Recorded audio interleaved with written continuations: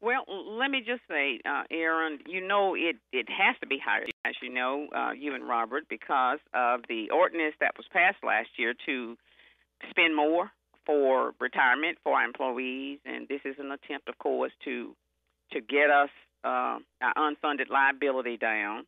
And of course, that's almost an extra $1.9 million that we had to spend. That's by ordinance. We had no choice but to do that. And of course, the health insurance, the health costs always go up. You know that. Mm-hmm.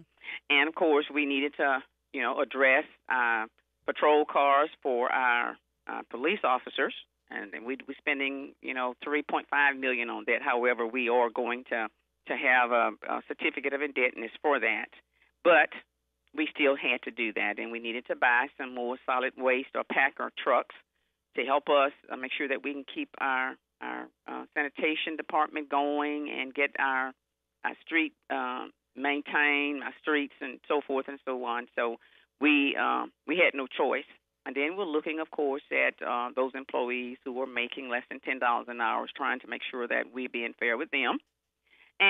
But let me tell you, the good news is we were able to look at efficiencies, and, we've spent the last 10 months doing that, and we were able to cut back a whole lot in areas where we felt there were inefficiencies. Give me some specifics on areas that you're going to trim. Okay, we looked at, things like material supplies, contract services, those kinds of things.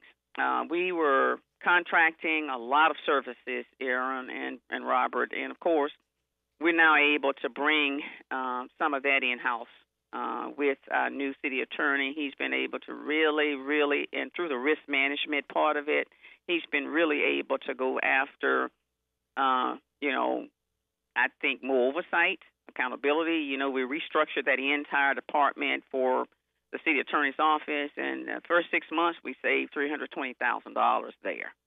And so we're looking at areas like that. We looked also at some of the subsidies that we provide to different groups, different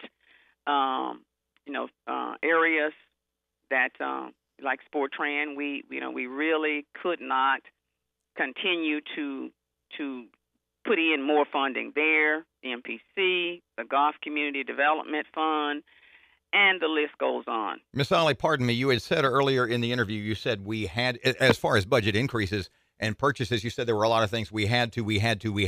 Yes. You don't mean to imply that you didn't want those things, or did you? Well, let me tell you, Robert, we had no choice. I'm all about making sure that we follow the law. And so we have ordinances in place where we had to actually provide the increase in the retirement. We didn't have a choice about that. You're planning to boost minimum pay to $10.16 an hour. Yes. Is that immediately? Would that be right at the first of the year? Yes, absolutely. And that's for only those employees that are making less than.